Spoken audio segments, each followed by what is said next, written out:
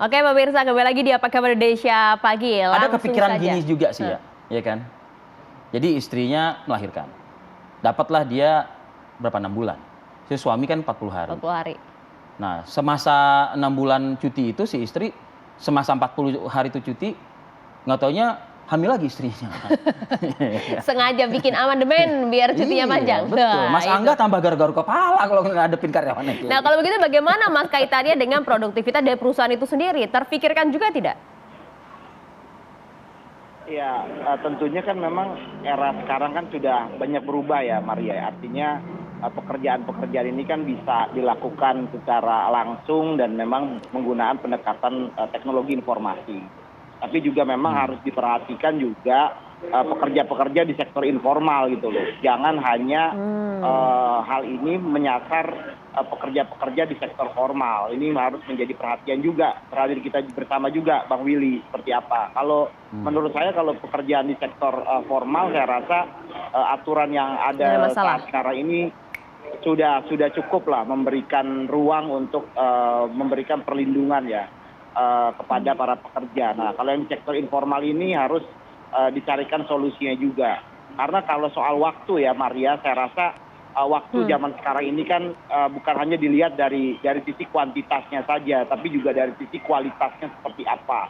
Nah, ini harus menjadi perhatian kita juga. Jangan sampai waktu cutinya lama, 6 bulan gitu ya, tapi nggak berkualitas. Atau bagi ayam 40 hari coba nggak berkualitas. Ini kan yang jadi perdebatan kita bersama. Walaupun memang saya sepakat negara harus turun tangan ya, harus ada regulasi yang melindungi hal ini, karena masa depan Indonesia terletak bagaimana tentunya anak-anak yang lahir ini dapat mendapat perlindungan secara secara komprehensif seperti itu. Nah, ini saya rasa terobosan dilakukan oleh DPR, tapi harapan kita juga tadi seperti Bang Willy sampaikan, esensi utamanya jangan sampai lepas gitu loh. Ini kan bagaimana negara hadir untuk memberikan tadi nutrisi yang baik, lalu bagaimana memberikan perlindungan dalam tumbuh kembang anak. Ini yang harus menjadi perhatian penting juga gitu. Jangan sampai lari hanya kepada isu-isu soal waktu saja gitu loh. Ini yang harus kita diskusikan secara bersama-sama. Jadi jangan sampai hanya cutinya saja, tapi nutrisinya juga nggak didiskusikan. Harus ada kewajiban misalnya dari perusahaan memberikan itu juga, misal seperti itu. Tapi ya di sisi informal juga perlu diperhatikan. Seperti itu. Ya, Mas Willy. Bang Willy, tanggapannya? Biasa visioner, anak muda yang kalau pengusaha-pengusaha visioner seperti ini. Mantap ya? Mantap, kita bangga semua. Jadi Arif Fadil, Maria, kita harus lihat satu, memang inisiatif undang-undang ini untuk membangun fondasi manusia Indonesia yang berkualitas. Nah, titik sentralnya di mana adalah dari titik ke bidang, yaitu ketika keluarganya bagus, maka kemudian itu menjadi ruang yang cukup kondusif untuk terjadinya tumbuh kembang anak, keluarga, dan masa depan yang lebih baik ya. Jadi poin utamanya adalah bagaimana dari dulu proposal untuk meningkatkan sumber daya manusia kita selalu terfragmentasi lah tepatnya. Saya ambil contoh sebelum bicara cuti ya. Apa beda seorang Buas Salosa dengan Ronaldinho dan Didier Drogba ya? Dua sama-sama dari daerah yang terpencil, tapi dua diantaranya Didier Drogba dan Ronaldinho bisa menjadi pemain top dunia. Kenapa Buas Salosa yang begitu talented tidak bisa menjadi pemain kelas dunia? Karena asupan nutrisi yang berbeda. Jadi di Amerika Latin dan di Afrika itu susunya diberikan secara gratis semua, sehingga fisiknya kuat. Nah, kita kemudian makannya ya nasi karbo. Itu aja yang kemudian membuat kita Arif Fadil kan yang penting makannya kenyang kan, nggak penting berapa jumlah nutrisi yang. Jadi bukan gizinya yang maju, tapi ukuran perutnya yang maju, Bang Willy. Iya. Nah, jadi itu yang pertama. Nah, yang kedua adalah masalah apa yang dibilang Angga tadi. Nanti kita bicarakan bagaimana masalah kesepakatan bersama. Nanti tentu multi perspektif. Cuti ini berapa lama? Tapi saya ingin gambarkan begini. Arif Fadil, Maria, berapa banyak sih tempat penitipan anak yang ada di Jakarta ini?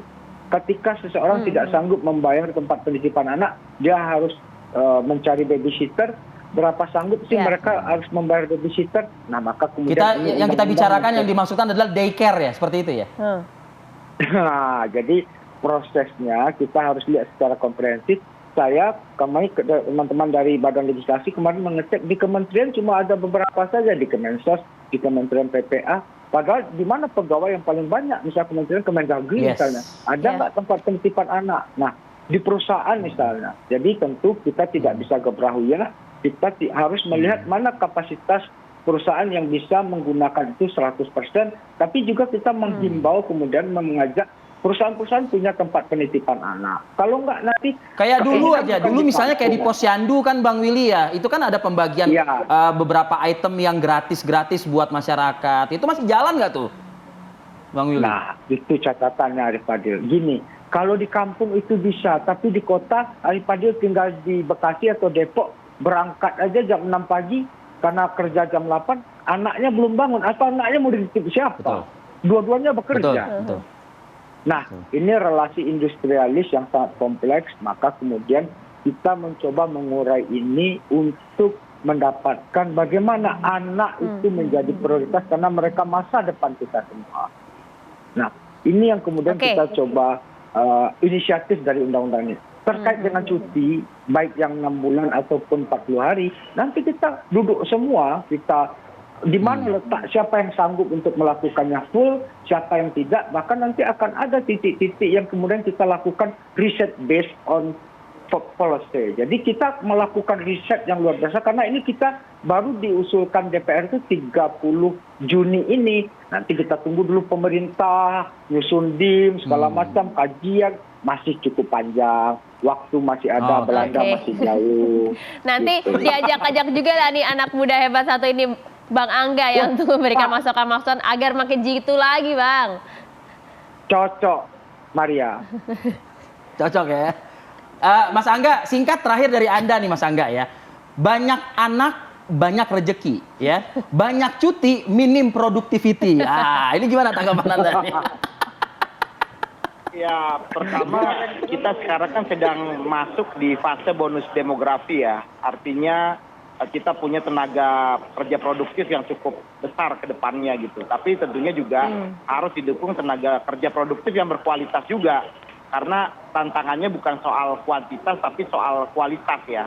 Harapan kami dari undang-undang yang sedang digodok oleh DPR ini bisa menciptakan sumber daya manusia Indonesia yang berkualitas ke depannya. Karena daya saing kita ini sangat ditentukan oleh SDM yang ada gitu loh. Kita kaya akan sumber daya alam, kita kaya akan keunggulan kompetitif dan competitive advantage dari negara kita. Tapi kalau SDM-nya lemah dan nggak kuat ya ini menjadi problem ya. Saya rasa ke depan ini saya rasa kita juga bukan hanya bicara tadi soal waktu, tapi kita juga berbicara soal bagaimana fasilitas-fasilitas pendukung tersebut, Maria gitu loh. Karena tanpa adanya fasilitas-fasilitas pendukung, ya tadi waktu cuti yang diberikan dan lain sebagainya tidak akan ada artinya juga apa-apa gitu. Karena kan bukan bicara 6 bulan pertama juga, tapi sampai balita ini kan perlu keberlangsungannya. Keberlangsungannya gitu yang secara komprehensif. Kita insya Allah ya dari kalangan pengusaha mendukung hak inisiatif dari DPR ini, tentunya juga harus dilihat relevansinya ke depan dan juga secara prakteknya seperti apa gitu. Jangan hanya bagus di atas kertas saja tapi sulit untuk diimplementasikan. Ini kan jadi PR kita bersama selalu gitu loh. Indah Karena sebenarnya DPR implementasinya berat. Ya, DPR dan juga pengusaha sebenarnya sejalan kok, hanya nanti dirincikan ini dengan baru baik satu saja. stakeholder yang berbicara dengan Balek ya. DPR. Bagaimana dengan stakeholder lain? Nanti biarlah jadi urusannya Willy Aditya ya di DPR. Terima kasih Bang Willy. Terima kasih Bang Angga waktunya pagi hari ini. Mbak Maria, Bang Willy. Sukses selalu. Assalamualaikum. Assalamualaikum warahmatullahi wabarakatuh. Waalaikumsalam warahmatullahi wabarakatuh.